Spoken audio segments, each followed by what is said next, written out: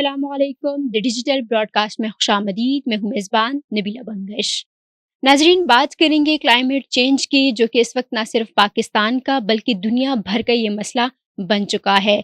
WHO के मुताबिक साल 2024 में मौसमी तब्दीलियों के हवाले से जो रिपोर्ट पेश की गई है, इस रिपोर्ट में बताया गया है कि साल 2024 में जो मौसमी तब्दीलियां हैं, इसमें अच्छा खासा और तशवीशनाक जो है वो पेशगोइयाँ की गई हैं कि तब्दीलियां आ सकती हैं, जिसमें गर्मी की लहर दीगर सालों के मुकाबले में ज़्यादा बताई जा रही है। इसी हवाले से बात करेंगे। हमारी गेस्ट हमारे साथ मौजूद है, scientific officer eight Pakistan agriculture research council, और साथ साथ में ये मीडिया एडवाइज़र भी है, क्लाइमेट चेंज एक्टिविस्ट भी है।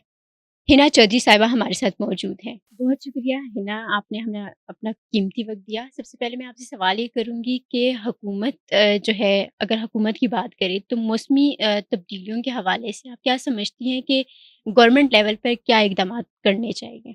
सबसे पहले मैं एप्रिशिएट करूँगी आपकी एफ़र्ट को बीइंग अ जर्नलिस्ट और also this platform thank you. जो कि क्लाइमेट चेंज जैसे टॉपिक पे जिनकी अभी हमें ज़रूरत है, the more you will talk about something the more you will be able to project. और हुँ, जब आप किसी चीज़, किसी मुद्दे पर बात करते हैं, तो आपको ये पता चलता है कि हम कहाँ स्टैंड कर रहे हैं, माज़ी में क्या गलतियाँ हुई और आइंदा क्या करने की ज़रूरत है। तो I appreciate this effort of yours and also this platform.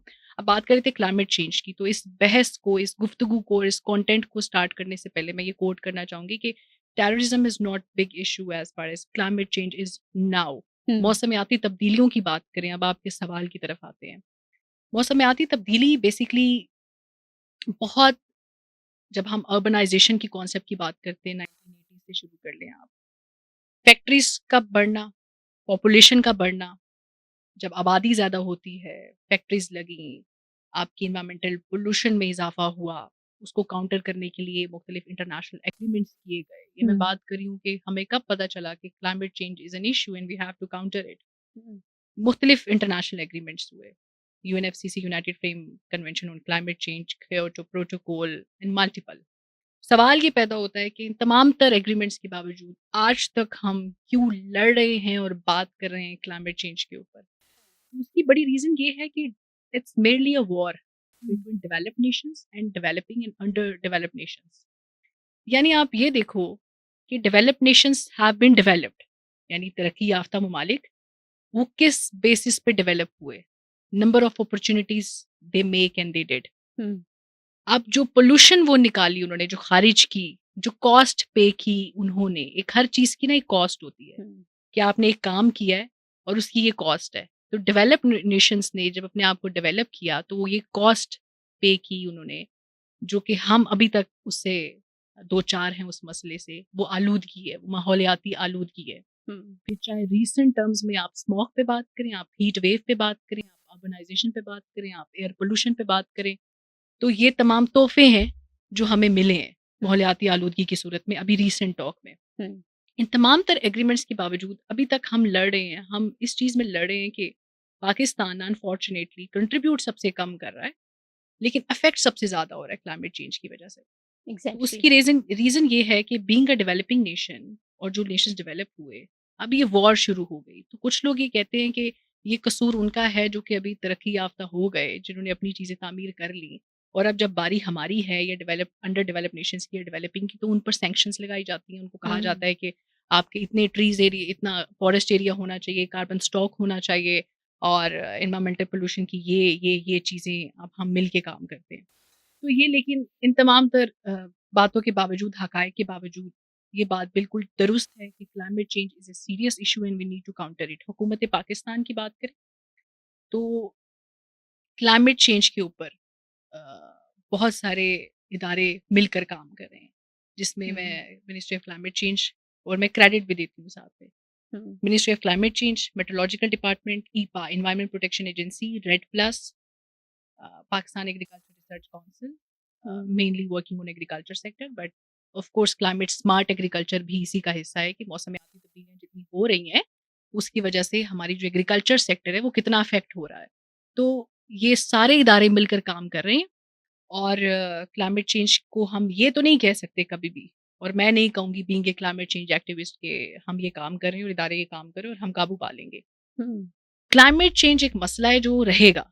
हम काउंटर करने के लिए स्ट्रेटजीज़ और प्लान्स लेकर आते हैं और हुकूमत उनको इम्प्लीमेंट करती है, और इम्प्लीमेंट करने में क्लाइमेट चेंज जैसे मसले और एनवायरमेंटल इशू में अवाम की मदद भी दरकार होती है, उनकी कोऑपरेशन भी होनी चाहिए। The more they will accept the policy.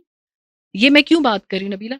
हुँ, आपने सुना होगा प्लास्टिक पोल्यूशन पे बात हुई, तो बिल्कुल। इतना टन जो है वो प्लास्टिक पोल्यूशन और एनवायरनमेंट के लिए अच्छा नहीं है, पानी के लिए अच्छा नहीं है, दरिया समुंदर। बड़ा तो इम्पोर्टेंट फैक्टर है ये। हाँ, तो अब वो प्लास्टिक के बैग पे आपने सुना होगा, इस्लामाबाद में हम बैठे तो बैन लगाया किसी हुँ, टाइम में कि भाई प्लास्टिक के बैग्स नहीं यूज़ होंगे।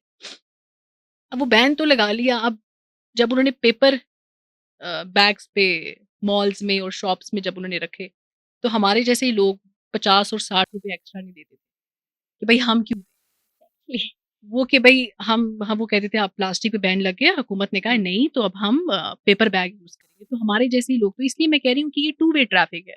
हुँ, government can only make policies and strategies. It's and we then we implement. Have to cooperate, we have to implement it. तो इसके लिए अवेयरनेस की बहुत ज़रूरत है। अगर अवेयरनेस अवाम अवेयर होंगे तो ज़ाहिर यस, है इस चीज़ में वो कोऑपरेट कर यस, सकते हैं। लेकिन मोस्ट इम्पोर्टेंट बात ये है कि आलमी बरादरी इसमें अपना किरदार किस तरह अदा कर सकती है। हम भी अगर आलमी बरादरी की बात करते हैं, बहुत से मुल्कों में काम हो रहा है, लेकिन कहीं पर बहुत बड़े लेवल पे मीटिंग्स होती हैं, कॉन्ट्रैक्ट साइन होते हैं, वो थोड़ा-सा मुझे जब मैं भी रिसर्च कर रही थी तो मुझे ये चीज़ समझ में नहीं आ रही थी कि आलमी बरादरी भी इसमें बढ़-चढ़ कर हिस्सा ले सकती है। अच्छा, इंटरनेशनल कम्युनिटी के रोल के हवाले से हम बात करें, तो मैं ब्लेम गेम पे यकीन नहीं रखती। तो मुझे लगता है कि जो काम हमारा है और हमें मालूम है कि हमने कैसे करना है, और हमें ये भी मालूम है कि हमने किससे करवाना है, तो जब आपको ये तमाम हकायक मालूम होते हैं ना, तो फिर you should have less expectations. ये इसलिए कह रही हूँ कि रिस्पॉन्सिबल है इंटरनेशनल कम्युनिटी, जिसकी मैंने बात की कि developed nations have been developed now and it's hmm, merely a war between developing, under developing and developing nations. देखिए वो, आप हमारी कॉन्फ्रेंसेस होती हैं क्लाइमेट चेंज ना, कॉप के नाम से, कॉन्फ्रेंस ऑफ पार्टीज के नाम से हम सुनते हैं, कभी दुबई में और ये और वो। उनका मकसद ये होता है कि तमाम पार्टीज मिलकर बैठें, वो अपने मसाइल बताएं कि जैसे पाकिस्तान ये कहेगा कि हमें दरख्त लगाने हैं, जैसे बिलियन ट्री सुनामी प्रोजेक्ट आया था, तो हमने इतने दरख्त लगाने हैं, यहाँ पर हुँ, लगाने हैं, इस क्लाइमेट में, इस रीजन में, और हमें ये फंड चाहिए। तो क्लाइमेट जो इंटरनेशनल कम्युनिटी है उसका रोल ये बनता है कि वो उन ममालिक को जो सबसे ज़्यादा मुतासिर हो रहे हैं और जिनकी कंट्रीब्यूशन कम है, जैसे पाकिस्तान है, वो उनकी मदद करें आगे बढ़ के। वो रोल प्ले करें फंड की हुँ, मानिद में, उस पे क्रॉस चेक हो उनका कि ये आपने प्लांटेशन की थी, ये प्रोजेक्ट आपने कंप्लीट करना था, ये क्या बना? उनका रोल सिर्फ़ इतना है, लिमिटेड सा। हुँ, अब फिर रोल हमारा आ जाता है कि गवर्नमेंट ने जो प्लान्स कॉन्फ्रेंस ऑफ पार्टीज़ यानी कॉप में बताए, हुँ, हम उन पे कितना अमल दरामद कर पाए हैं। तो इंटरनेशनल कम्युनिटी का रोल, मेरे जैसा बंदा ये कहेगा और मैं गलत भी हूँ तो I I I mark my words, come, और नेशनली ये रोल ज़्यादा बनता है, क्योंकि we know how to counter it. और एक और बात मैं कहती होती हूँ, क्लाइमेट चेंज के लिए ना हम बड़ा ब्लेसिंग है, यानी एक तरफ तो हम मुतासिर बहुत ज़्यादा हो रहे हैं, हुँ, लेकिन जो क्लाइमेट, जो एनवायरनमेंट हमारे पास है क्रॉप्स को लेकर, और जो लैंड ब्लेसिंग है पाकिस्तान के पास, वो नहीं है किसी के पास। हुँ, तो हम कम पैसों में, जैसे प्लांटेशंस की हम बात करें, तो हम अपने कार्बन स्टॉक को, हम अपनी फॉरेस्ट एरिया को इंक्रीज कर सकते हैं। जितना आपके पास डेटा होगा, उतना ही you will be able to work on it. Hmm. तो data is also very important. तो क्लाइमेट चेंज को रोकने का ये जो दरख्त लगाने का एक जो हमारा कॉन्सेप्ट है, तो क्या आपके ख्याल में दरख्त लगाना ही इस मसले का हल है? नहीं ये अच्छा सवाल है, और बड़ा मासूमाना सवाल है ये। सवाल थोड़ा और शरारती लोगों भी को है। मैं बताना चाहती हूँ मैं ये, कि ये, इस चीज़ को आपने छोड़ना नहीं है। Least you can contribute to the betterment of environment is to grow और plant a tree, a plant. क्योंकि कम से कम आप कुछ नहीं कर सकते ना, तो भाई दरख्त लगा लो। हुँ, मतलब ये तो हम कर सकते हैं। अब उसके बाद दरख्त लगाने से ऐसे, जैसे दरख्त को हम क्या, वो छोटी-सी साइंस में बता दूँ कि कार्बन डाइऑक्साइड मेन जो आपका एक फैक्टर है एनवायरनमेंट को पोल्यूट करने में, हुँ, आलूदा करने में। दरख्त कार्बन डाइऑक्साइड को एब्ज़ॉर्ब करता है, ऑक्सीजन को रिलीज़ करता है। आपने हुँ, देखा होगा इस्लामाबाद में, हम इस्लामाबाद मुझे पसंद बहुत है, इसलिए मैं बार-बार इस्लामाबाद की एग्ज़ाम्पल डाल देती हूँ, होप यू पीपल अंडरस्टैंड। हुँ, तो जब ग्रीनरी की वजह से, वो ग्रीनरी की वजह से। ग्रीनरी है तो बिल्कुल। जितना आपने देखा होगा छाँव है दरख्त के नीचे और वो थोड़ी सी जगह ठंडी होती है, तो वो जो हमें छाँव और ठंडक महसूस हो रही होती है ना, वो बेसिकली इसलिए हो रही होती है कि more trees more carbon dioxide उसके अंदर एब्जॉर्ब हो रही है, मोर ऑक्सीजन वो रिलीज कर रहा है। तो जो आपकी माहौलियाती आलूदगी है ना, उसको किसी हद तक, काफी हद तक दरख्त कंट्रीब्यूट करता है। But this is not only way to work on climate change, but this is one of the way. Exactly. अच्छा, आपने इस्लामाबाद की बात की। इस्लामाबाद की क्लाइमेट चेंज में भी हमें बहुत ज़्यादा नज़र आ रहा है। कहीं पर एकदम गर्मी बढ़ जाती है, फिर डाउन हो जाती है। जैसे अभी कुछ रोज़ कबल बहुत ज़्यादा गर्मी थी, लेकिन अब 2 दिन से मौसम काफ़ी बेहतर हुआ है। सवाल ये है कि इस्लामाबाद में काफ़ी एलर्जीज़ का सामना लोगों को रहता है। मैं खुद भी पोलन एलर्जी का शिकार हाय, होती हूँ। तो ये भी दरख्तों की वज़ह से होता है? इसको इसको थोड़ा एक्सप्लेन इसको कर दें। टेक्निकली कहते हैं, जो सवाल पूछा, एक्सट्रीम वेदर इवेंट्स, हुँ, यानी गर्मी की शिद्दत में इजाफा होना और वेदर पैटर्न चेंज, ये दो टेक्निकल टर्म्स हैं। हुँ, इनसे मुराद ये है कि हीट वेव, मैं भी बात करूंगी, हम आप मुझे नहीं पता आपसे रेलेवेंट सवाल पूछोगे या नहीं, लेकिन मैं पहले ही कवर कर देती हूँ। हुँ, हीट वेव जिसका हमें सामना है आजकल, और वेदर चेंज, जो हुँ, वेदर का पैटर्न चेंज हुआ है। हुँ, अब ना लोगों को ये समझ आ गई है, लोग कहते हैं कि देखिए गर्मियाँ आपने देखा है कि कितने अरसे तक रह रही हैं। वो हम ऑब्जर्व करते थे कि अप्रैल में, अप्रैल के बाद मौसम चेंज, दिसंबर भीगा भीगा दिसंबर वो एंजॉय करना। एग्ज़ैक्टली। अब दिसंबर में बारिश ही नहीं होती, हुँ, और बारिश हो जाती है अनप्रिडिक्टेबल। चलें, वो तो हमारी क्रिकेट टीम की तरह हमारा मौसम भी पाकिस्तान का बड़ा बिल्कुल। अनप्रिडिक्टेबल है। लेकिन ये कि आपके वेदर पैटर्न चेंज हो गए हैं, हुँ, उसकी थ्योरी बैकग्राउंड में अगर आप देखें तो वो क्लाइमेट चेंज है। हुँ, ग्लेशियर्स का तेजी से दुनिया में पिघलना, सही। आपका वेदर पैटर्न चेंज हो रहा है। जब आपका वेदर पैटर्न चेंज होता है तो उसको हम कहते हैं कि गर्मी ज़्यादा हो रही है। और अभी तो एक्सपेक्ट नहीं कि इस साल तो गर्मी इस महीने में इतनी है, टेम्परेचर इतना बढ़ गया है, टेम्परेचर इतना गिर गया है। हुँ, तो ये क्लाइमेट चेंज के जो इफेक्ट्स है ना, जर्नल वे में हुँ, इंटरनेशनली क्लाइमेट चेंज की जो टर्मिनोलॉजी है, उसकी अम्ब्रेला के अंडर ये चेंजिंग्स आ रहे हैं। जिसमें आपने हुँ, पूछा कि ये जो है ये इसी की वजह से है या नहीं, तो ये इसी की वजह से है। ठीक। और दूसरा, ये स्मॉग, हम सर्दियों में हम इससे दो चार होते हैं। स्मॉग बेसिकली एक कॉम्बिनेशन है धुएं का और फॉग का। स्मोक का यानी धुआं, और फॉग यानी कि धुंध। हुँ, तो सर्दियों में जब धुंध और धुआं, जो आलूदगी है, ये दो चीजें मिलती हैं तो ये स्मॉग क्रिएट करते हैं, जिसमें हमारी हेल्थ इफेक्ट हो रही है। जिसमें हमें, आपने देखा होगा मोटरवे पे काफी कार एक्सीडेंट सुनने में आते हैं सर्दियों में। हुँ, अभी गर्मियों में बैठ के सर्दियों की बातें करें, लेकिन okay, of course we are talking about climate change yes. Awareness. तो ये भी क्लाइमेट चेंज इफेक्ट है, हुँ, ये स्मॉग बिल्कुल। की भी हम बात करें। और इस्लामाबाद की बात की तो ऐसे बदनाम ना करो मेरे शहर को, ये शहरी इक़्तिदार है। तो इस्लामाबाद में हुँ, अभी तो हमारी बचत हुई है, but because of urbanization concept, a lot of people are coming from their cities और विलेजेस, एंड वो सेटल हो रहे हैं इस्लामाबाद में। हुँ, तो शहरी आबादी जो हम कहते हैं ना बढ़ना, ये भी हुँ, लिंक है। शहरी आबादी बढ़ी है।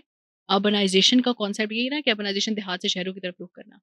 अर्बनाइजेशन ना वाइड किस्म की हो रही है।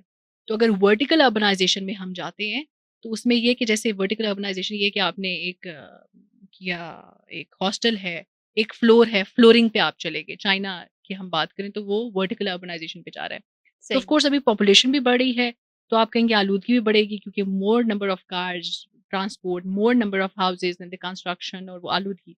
तो उसमें कॉन्सेप्ट ये है कि आप वर्टिकल अर्बनाइजेशन में जाएँ। तो इस्लामाबाद अगर वर्टिकल अर्बनाइजेशन की तरफ नहीं जाता और हुँ, शहरों को सिर्फ वुसअत ही दी जाए कि बिल्डिंग पे बिल्डिंग बना रहे हैं, हम हर चीज़ कर रहे हैं, हाउसिंग सोसाइटीज़ भी बन रही है।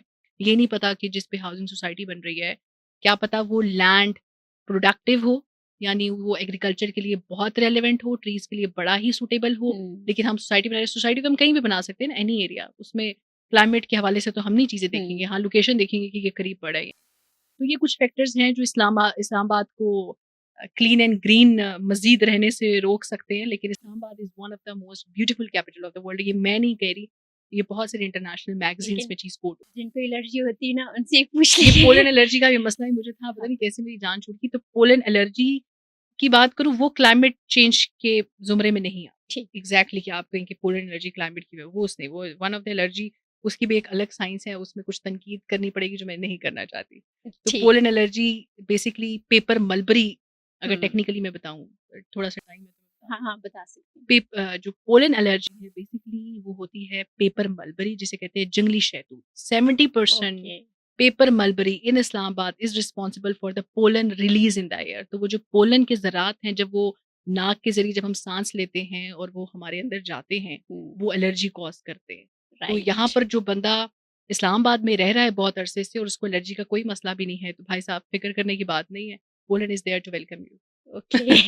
ये बड़ी इससे कोई इम्पोर्टेंट बच नहीं सकता। बच नहीं सकता। अच्छा, हीट वेव की आपने बात की, मेरे पास सवाल था कि इससे कैसे बचा जा सके? अपने आप को गर्मी की शदीद लहर में कैसे बचा के रखें कि नहीं अपने आप को हीट वेव नहीं देना?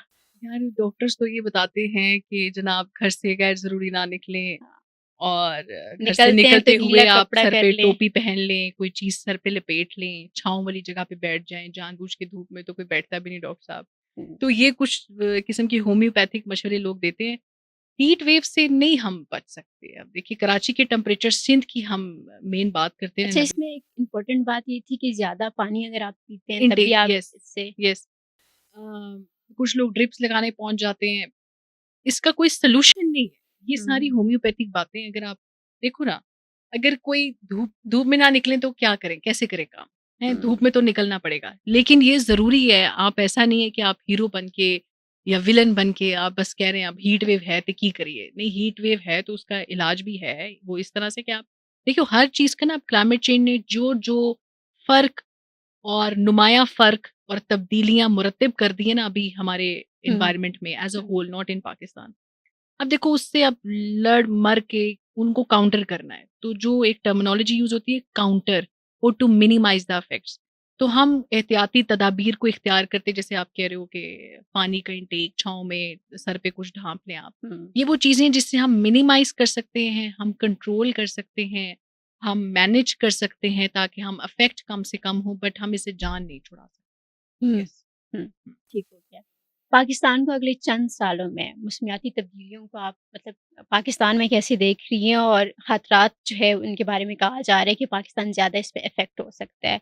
तो कैसे बचाया जाए पाकिस्तान को और ओवरऑल हम इसमें अपना किरदार बहैसियत शहरी, बहैसियत कौम कैसे नहीं, किरदार ये अदा तो कर ये सकते हैं? मैं तो ये कहूँगी कि अ, नहीं, कोई खतरे वाली बात नहीं है अच्छा। पाकिस्तान के लिए ज़्यादा, क्योंकि हम ऐसा है कि हम बीइंग अ साइंटिफिक ऑफिसर, अभी तो हम कम्युनिकेशन के हवाले से अवेयरनेस पे मैं बात कर रही हूँ। Hmm, being a scientific officer मैं ये कहूँगी कि we are planning on the behalf of government, में ये बात कह रही हूँ, hmm, government of Pakistan. We are planning some good strategies.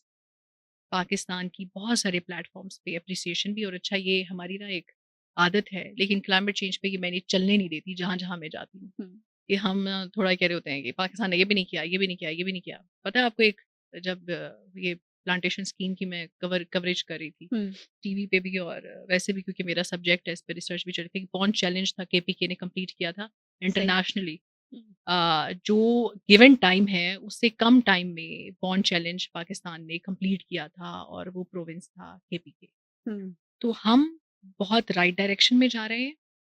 बस एक थोड़ी-सी चीज़ है, अगर हम उसको इम्प्रूव कर लें तो हम और हमारी पोज़ीशन राइट हो जाएगी। मैं हुँ, फिर ये कह रही हूँ कि क्लाइमेट चेंज से हम जान नहीं छुड़ा सकते। ये वो तमाम बातें हैं जो हुकूमत भी पॉलिसीज़ लेकर आ रही है। जैसे एग्रीकल्चर सेक्टर की बात करें तो अगर एग्रीकल्चर इफ़ेक्ट हो रहा है, हुँ, एक सवाल आपने मिस किया कि क्लाइमेट का एग्रीकल्चर पे क्या इफ़ेक्ट है? हुँ, तो क्लाइमेट का एग्रीकल्चर पे इफ़ेक्ट ये है कि जब आपका एक लैंड एरिया है, ठीक है? आपने सुना होगा अभी बारिशें ज़्यादा हो गई। जब हुँ, बारिश ज़्यादा हो गई है तो फसल की कटाई नहीं हो रही, फसल इफ़ेक्ट हो गई।